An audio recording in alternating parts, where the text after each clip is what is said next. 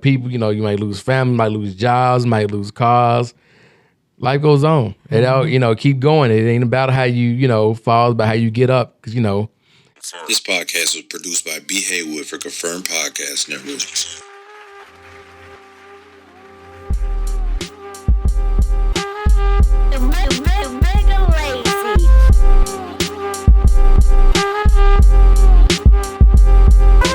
Subscribe now.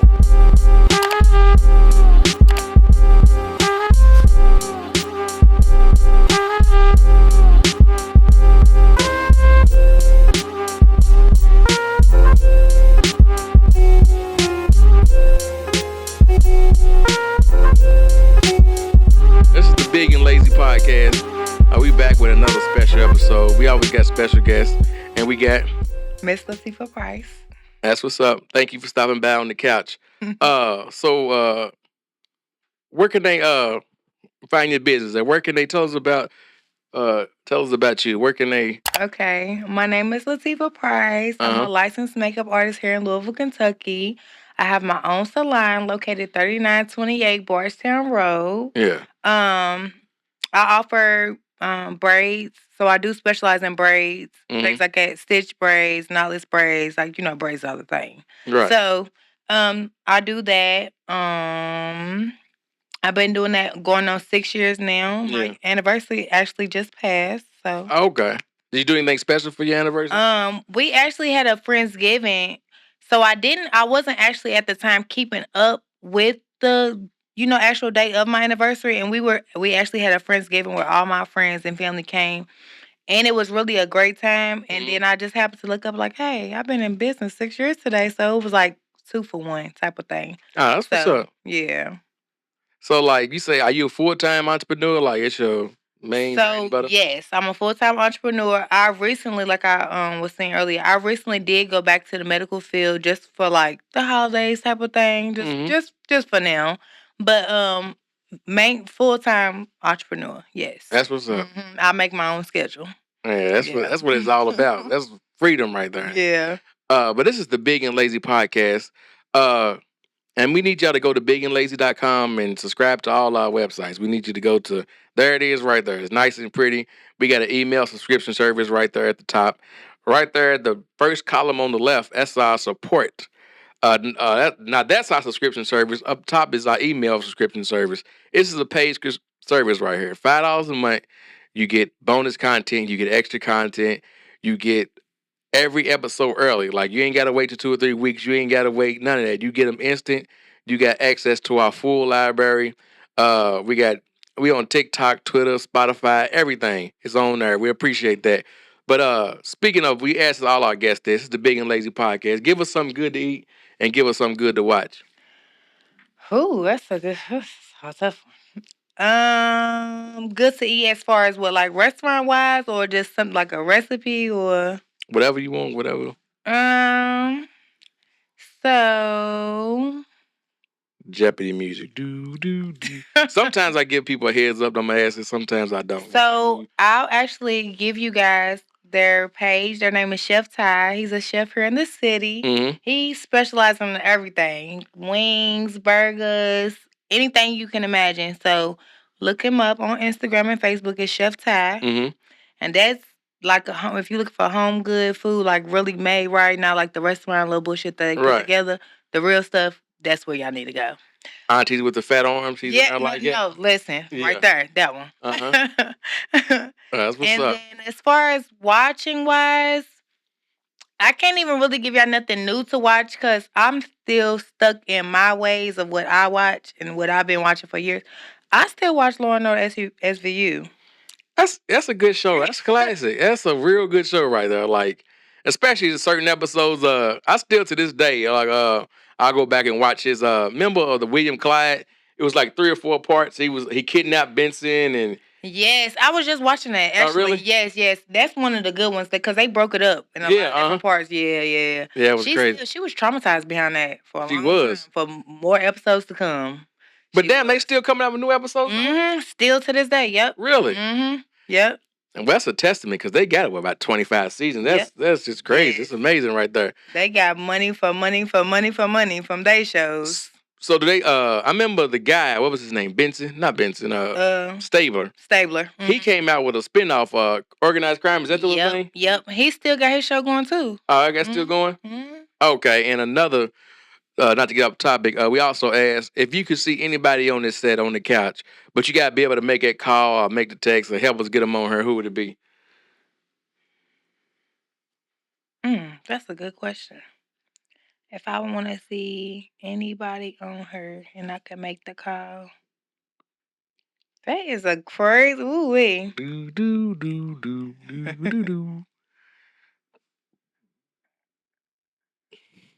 We need the mayor on her. The mayor? Yes. You got ties with the mayor? I feel like we can get him on her. Yeah. I feel like we can enough. There we go. We could get him on her. Yeah. We know somebody that knows somebody that knows somebody. Definitely. We can get the mayor on her. I feel like we could. Yeah. As I go, mayors, government. One time we have a Barack Obama on this couch. I don't know. I was gonna say him, but he's hard to reach. Okay, the mayor's the next best thing.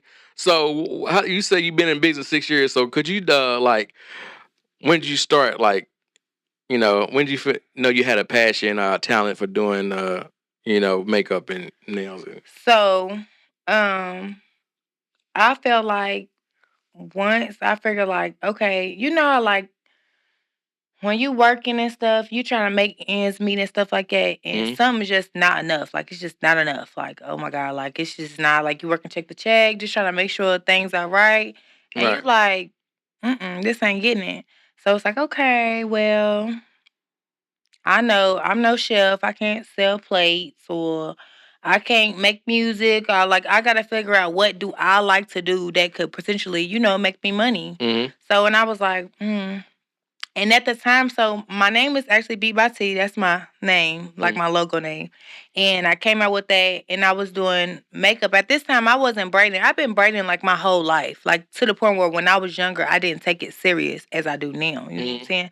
So I started as B by T. I was doing like my friends and my family's little makeup, and it was good then. I'm like, ooh, and to see them be happy about their makeup and just that little extra pop. I'm like, hold on, I can do this. Yeah, you know what I'm saying? So then I started taking it more serious, taking classes. Then I went to school, graduated. You know what I'm saying? I'm like, okay, this is what I want to do. Like, so just having the passion to watch people go from like just them plain selves to just glam. You know what I'm saying? Instantly, it just stuck with me. I'm like, okay, I can really do this. So then makeup, like Louisville, Kentucky, it's a place for makeup and stuff like that, but it's not like California, New York, Atlanta. Like it where more makeup is high in demand where people need it every single day. You know what I'm saying? So it kind of like when my business kind of took off, it took off more so just from family and friends supporting me versus like the outside world. You know what I'm saying? Right. So it was like, okay, well, it kind of went slow at first. What else can I do? And so like my friend Alana, I don't know if y'all know her, but she's Sweet Peaches' daughter or whatever. She has a restaurant on 18th and Muhammad Ali. Sweet Peaches, okay, yeah. Yep. Her daughter, I took a braiding class with her daughter. At the time, the class was like $125. At that time, she was like, send me a deposit, da-da-da-da. I'm like, I don't got them links and stuff. I don't have that. I met her in person with the money, like, look, this is what I want to do. Like, she respected me for that. So she was like, I got you down. Like, I took the class with her. When I took the class, it wasn't to learn how to braid, just to just know, like, little, kinks and stuff like that. What products, what stuff like that. So I took the class with her, and at the class was like a visual class. Like, you're supposed to just really sit back and, watch and stuff like that. But she did have the stuff lined out for us. So, I think we just had a girl in the class, and I think she might have just had her hair blow dried and stuff. I'm like, can I try it on you? Right. And she let me try it on her, and I literally just picked it up. Like, just picked it up, and ever since then, like, I just was like, and this is just not trying to, I've never not been really booked for braids. like ever. So it's like I knew right then and there, like this is where I need to be, like you know. So you did the hair right in the class, like right in the class, like I took picked the hair up off the table and just started. Because at that time I knew how to. At that time I knew how to just braid, but not like with the weave and stuff like that, like what the girls wanted. Yeah. I took the class and I just took off from her. Like to this day, she be like, "I'm so proud of you. Like you took my class and you took off." Like here I am 6 years later. Like everybody knows. Like when they speaking on braids, they gonna say my name somewhere. If it's a post being made about braids, my name's under it somewhere. Oh, that's dope. And that's not me bragging. Like that's me really being blessed. Like God really blessed that on me. You know. So yeah. So do you do men and women hair? I do everybody, kids, everybody. Your dogs, what's up? Cats. What I mean. Get your cat some straight backs. No, for real. That's what's up. But yeah. So like, you say you been a full-time entrepreneur. Like, what are some upsides? Like, what are some upsides and like what are some downsides? Like, what pros and cons rather? Where's my English at? I said downsides and upsides. So come on, man, talking like a pros and cons. It's okay.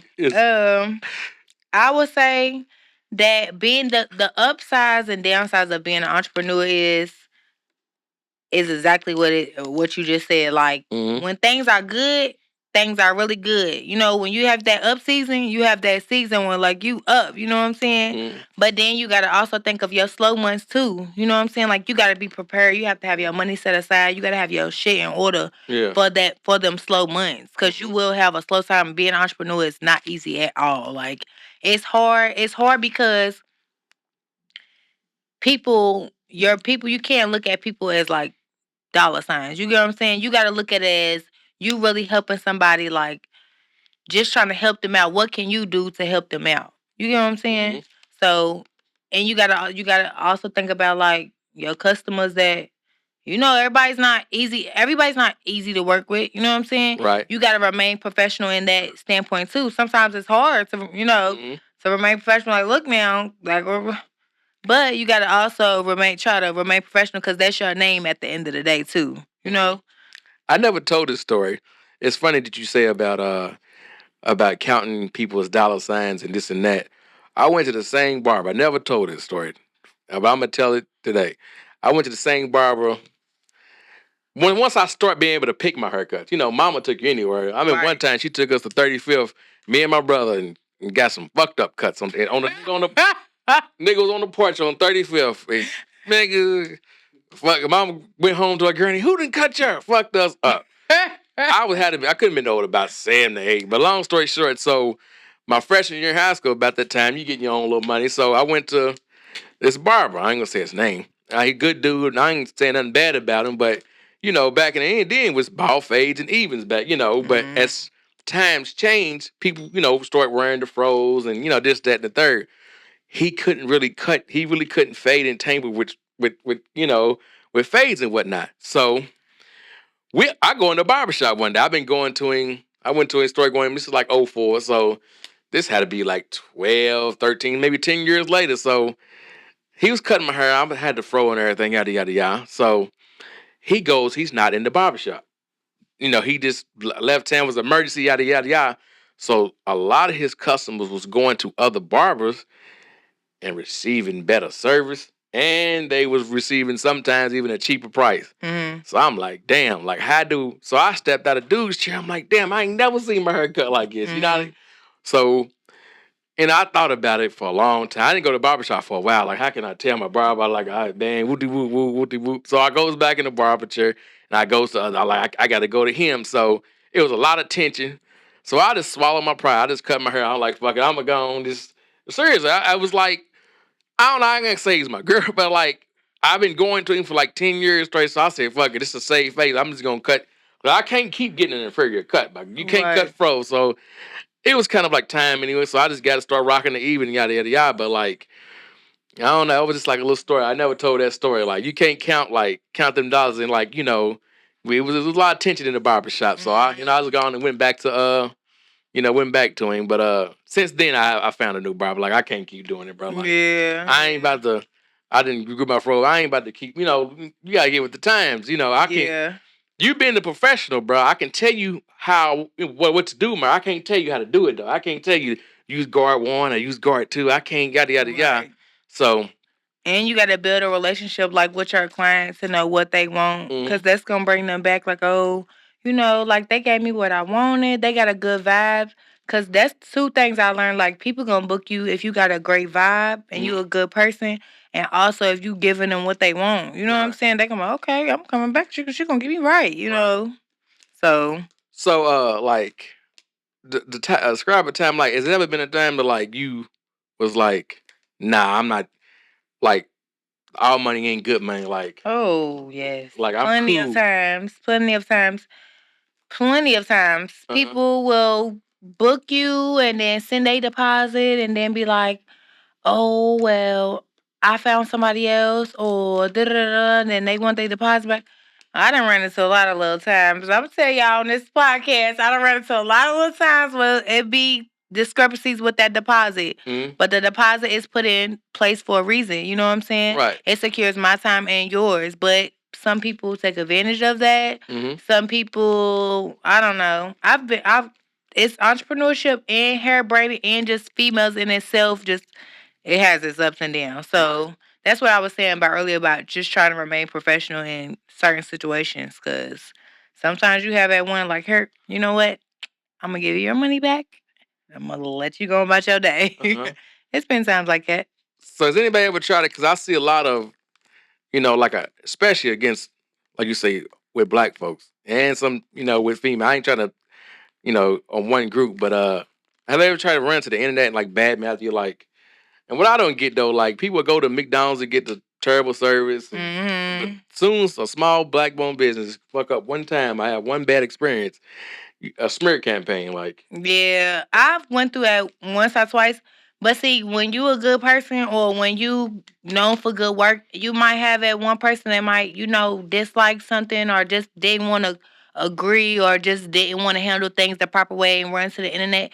Then you got your peoples in the comments, defending you, letting them know like nah, she's good. What she do, you know what I'm saying? Like, yeah, like, you know what I'm saying? So long as you got your supporters that's gonna stand up for you, I feel like you good. And you gotta stand behind yourself and your work.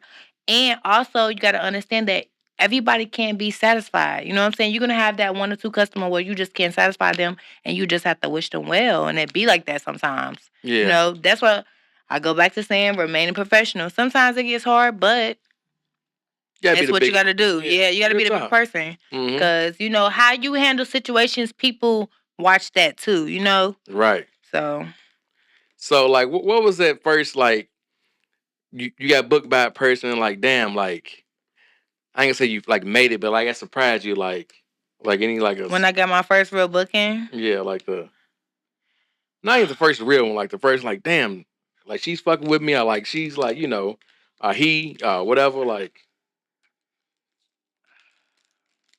More Jeff. I think I think I've had a lot of those moments within these last few years to where people have reached out to me that I felt like it was like, and I'm like, you want me to do your stuff? Like, okay. So I had a lot of big business people, a lot of big people that's big in the city, like that I would never feel like, dang, I didn't even know that they knew I existed. You know what I'm saying? So I've had that a lot here lately in the last few years. I don't want to drop no names. But no, don't drop no names. Secrecy, everybody like enjoys their privacy. So like, how can they find you? Like, where can they book you? My Instagram is Tifa Too Cool. So it's TIFHA, the number 2 KOO. That's my Instagram. It's like where you can find all my work and stuff like that. You can book me via DM. Like, I'm not the type of person who says, oh, you have to just book my website and stuff like that. Like, I take it how it come. Like, you write me and I can fit you in, I'm going to fit you in. So, and Facebook is Latifha Price, LATIFHA Price. And that's my Facebook. Okay. You can write me via inbox. Latifah's your real name? That's a dope name. Latifha, yeah. Are you named after the rapper? Yeah. No shit. Yeah. That's what's up. Was your mom a fan back in the day? I'm from New York, so. Oh, okay. Yeah. I can see. I was gonna ask you like where you from, because I can see that. So you was born in New York? Yeah, in Harlem. Oh, that's what's up. What made you come to the city?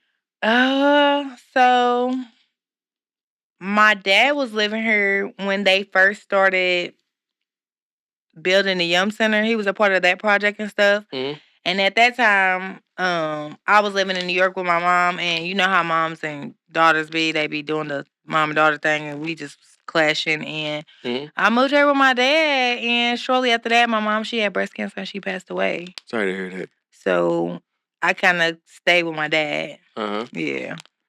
Quit wrestling about it. It's picking up in the My mic. bad, sorry. It's all right. So how'd you like the city? Like, how was the transition from like a big city to like, what was it? Like, what was some of the contrasts in the city like? So I think more so like when I moved here, it was different. Just the country from the city part, like it just a big difference. But I was more so just stuck on being with my dad, so I didn't really. I was really, you know how dads and daughters be down. He ain't let me go nowhere. Like Right.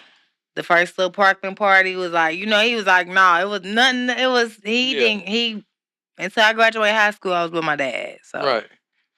Parkland parties. We just talked to the Boys and Girls Club director. Like he said, it's a whole different like. It's a totally remodeled. You wouldn't recognize it. Like they put like $1 million in there. Really? Yeah. That's what's up. The only golf simulator in the West End is in Parkland, like Boys and Girls Club. For real? Mm-hmm. That's what's up. What year did you graduate high school? I graduated 2012 from Seneca. Oh, that's what's up. Mm-hmm. That's what's up. Yeah. My brother graduated 2012. Baby Joe. We went to Wagner though. He ain't okay. I think I heard his name before though. Baby Joe. So do you ever go back in New York and visit? Do you? Oh, I go to New York twice a year. Really? Yeah, I don't. I'm going to New York for New Year's. Oh, really? Yeah. I don't play. That's what. Yeah. What part of Harlem was you from? I lived on 141st and 8th Ave. Oh, okay, so I ain't hip. Was that the hood? Is that the? So Harlem would be like the ghetto of Manhattan. You get what I'm saying? Manhattan's like the city. Harlem's like the county, if you want to say. You get what I'm saying? So it's like the smaller part of Manhattan. So when you think of Manhattan, you think of Times Square and stuff like that. Yeah. And then Harlem's like, you know, the more rural area. Oh, I dig. So do you see yourself ever moving back up there? Like, I've moved back twice already since being grown and having kids. Yeah. And the only reason why I have not just stayed there is because the lifestyle I have here and the lifestyle I would have there, it would be harder because New York's more expensive. Like everything in New York is just expensive. Like to have my own salon there, like I have here, like even though that's my dreams, but just thinking realistically, me being a mom, like, you know, like it's just, I wouldn't say it's not in my near future, but as of right now, just New York's too expensive. Real talk. I be looking on TikTok and be seeing like people. It be like a room like this, and they want $1,500 a month. Oh yeah, And dude, he was paying like $750, and they sharing a bathroom with Tino. Me and my sister had apartments together. I said, "Baby sis, when the lease is up, I'm gone. I'm going back to Louisville." Really? Yeah, it was too expensive. And you was in Harlem. You was in. We had an apartment in the Bronx, but once the lease was up, I left. Like just catching a train to work, and it's just different here. I got my own car. I can just get up and go. It's just more feasible. Right. Kentucky versus New York. That's the only difference. And then my family's there, not here. Okay. Yeah. So that's your dad's the only he's my dad. Ah, okay, that's what's brother. up. That's what's up. Yeah. You're a daddy's girl or you're? I'm a daddy's girl. I mean, I'm both, but like I'm a daddy's girl. Yeah. So how was it? How's the you said you're a mother? How's the work balance, like the life? How's it? Is that challenging? Gray hair. It is challenging. It really is challenging, but at the same time, like I feel like my kids are like what I do it for. So it's like at the end of the day, waking up like early in the morning, rushing around, making sure they get what they need for school, and then dropping them off and like taking them to do this, taking them to do that, taking them to football. Like at the end of the day, like when I get ready to go in my quiet place, I'm like, damn, I feel good. Like it makes me feel good. And then just working and stuff and just being able to save and give them the life that they want. Because like honestly, being an entrepreneur, like I can give them the life that they want, like and give them the things that they need and being there for every practice, every game, and like that's the real good part of entrepreneur. You don't have to miss out on your kid's life. Right. Versus having those jobs where if you know your kid got a big game, but if you miss your job, you're going to get a point that you lose your job and then you lose your crib. Nah, I ain't doing that. Like, I can't give nobody that power over me, you know? That is. That's crazy, ain't it? Like, yeah. If you a minute late, man, damn, man, I get a point for that. I ain't know, you know. You say you a football mom? Is it a soccer mom? Or? Football. Oh, that's what's up. Yeah. Football mom. So how's that going? Like, how's that? I loved it. It was demanding because they had practice three times a week. Yeah. Then 2 games a weekend. Like, it was demanding. Trying to keep up with all the little helmets and the equipment. It was demanding, but at the end of the day, watching them do their games and win some, lose some, and still be happy, it made me happy. So that's what's up. That's what it's about, the kids, man. Yeah. So are you familiar with 20 versus 1, like balloon pop? So if somebody it was hopped in your DM tomorrow, like I'm doing what a 20 versus 1, the balloon, are you doing it? Are you signing up for it? Are you? Nah, I got my one. I'm good. That's what's up, man. I'm good. I'm straight. You might see the Big and Lazy Pod on the 20 versus 1 balloon pop. You might. You don't know. Keep your options open. I from the ones I didn't seen, I'm like, but it's all for shits and giggles. I don't think anybody's looking for love or anything like that. I would hope not. No, I don't. And some of the, I don't know. They asked I don't know. It's kind of like maybe when it first came out, it was kind of like genuine, but now everybody just baking in for likes and clicks. So. What did they ask on her though? What was some of the stuff? Tell us what they were saying on her. I can't tell you too much because I didn't really watch. Because I don't really watch it, but I watched bits and pieces. It was shout out to Eric J. Somebody asked Eric J. on there like they were just talking like, what do you do? Yada yada yada. He said I ain't got no. How many kids you got? She said well, she asked him how many kids he got. She said nah, I ain't got no kids. He said how old are you? He said I'm 30. He said, and she was like, what's wrong with you? He's like, what's wrong with you? He said, what's wrong with me? He said, yeah, you 30 with no kids. Something definitely wrong with you. And he had his balloon, and she just popped him out. Because he didn't have no kids? Right, that's what I think. I guess that's a red flag. Right, so I don't know, like. But it was interesting. It was funny. Shout out to everybody who was on there. And we got to get some other people on there on the pod. But it was interesting. Yeah. So it was interesting. So is anything you want to say before you get out of here? Anything you want to plug? I guess with the holidays coming up, everybody try to, stay in great spirits. Yeah. It's some people that probably didn't make it to see today, Right. So if you want to start your own business, don't be scared. Just jump out there and do it. Like, if you're going to risk yourself for the next person, the next person's company, risk yourself for yourself. Don't let nobody talk you out of your plans. Don't let nobody discourage you. And have you experienced any of that? Would you like a discouragement or like I ain't gonna say speaking doubt on you, but like I have not experienced it, but I think for me, I feel like sometimes some of the people around me or that I feel like should be rooting for me as hard as I be rooting for myself or just to clap for me as hard as I feel like they should clap, they don't be clapping. And it make me feel a type of way. You know what I'm saying? It makes me feel like, why you not clapping? If it was you, I would clap for you. You know what I'm saying? So I've dealt with a lot of that and just trying to figure out what that is. But I also didn't let it discourage me. You know what I'm saying? Because like, if I don't believe in me, nobody else gonna believe in me. Like, and even if people don't believe in me, that can't stop me from me, Right. So, but don't let nobody discourage our plans and don't let nothing sit y'all back. Like, I know certain situations, like, don't let, like, okay, you lose a job and you feel like it set you back. Don't let it sit you back. Like, tell the job, okay, I'm gonna get another job. Or if you lose your car, don't let it sit you back. Like, figure it out. Like, don't let nothing, no matter what it is, don't let it sit you down and sit you back. It's not about how you fall, it's about how you get up. Yep. Don't be a victim of your circumstances. Like you said, just keep going. Life goes on. Like, no matter, people, you might lose family, might lose jobs, might lose cars. Life goes on. It all, keep going. It ain't about how you, fall, it's about how you get up. Because, you get up and I I was about to say something, but I forgot. Yeah, but overcoming adversity, like that's what I was about to say. Like, and you said something about people clapping for you. I noticed betrayal, heartbreak, backstab. It don't come from nobody. It don't come from a stranger. It comes from somebody in your corner, somebody you love, and that's the sad part about it, right there. That's the I don't know, but like I don't know. We gonna make them clap though. We gonna because I be noticing some people don't be clapping for me, but it's all good. It's certain people don't never share my podcast, literally. But they in my inbox saying, "Hey man, you help me get my podcast off the ground." I'm like, "Damn, fam, that's kind of odd." But hey man, we gonna make it do what it do. Come to Confirm Network. Come. We got the professional studio. We got good price, good quality mics. We'll help you get your podcast off the ground. We got the greatest producer in the world. I feel like I got one of the biggest platforms in the region.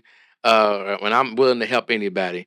Is it a message you want to say to the youth before you get out of here? Any message to the youth? Be a leader, not a follower.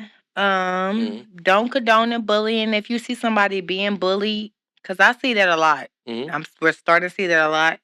If you see somebody being bullied, either like tell like a teacher or somebody, you know, that can help the situation, or stop it, you know, because bullying is never good. I think it's always been bullies, but I think the internet's just didn't spike this shit off. Yeah, I think now you get virtual bullied. You have to go outside back in the day to get bullied, but now you can get bullied from your own goddamn home, like TikTok. That's wild. Yeah, man. Yeah. So it was a good pleasure talking to you. So what do you see as a business? And one more question: what do you see a business? And I say another 6 years. You say you've been there for 6 years. In another 6 years. Yeah. I see having multiple locations. Oh, okay. So in 6 years, you asked me, would I ever go back to New York? If I did, my business would be there. Yeah. Yeah. That's what's up. And I want to look back on this podcast in 6 years and be like, yep, I got a business right there. There you go. Hell yeah. I'm going to be, I don't know, the number one podcast in the world in 6 years. So we're going to re-collab. And what's I about to say? I forgot. I gotta leave the drugs alone, man. Marijuana took my mind away, man. I want to say something. I forgot. Well, I'll think about it next time. But it's the Big and Lazy podcast, and we're gonna end it just like that. Yeah. Period. This podcast was produced by B. Haywood for Confirmed Podcast Network. Confirmed.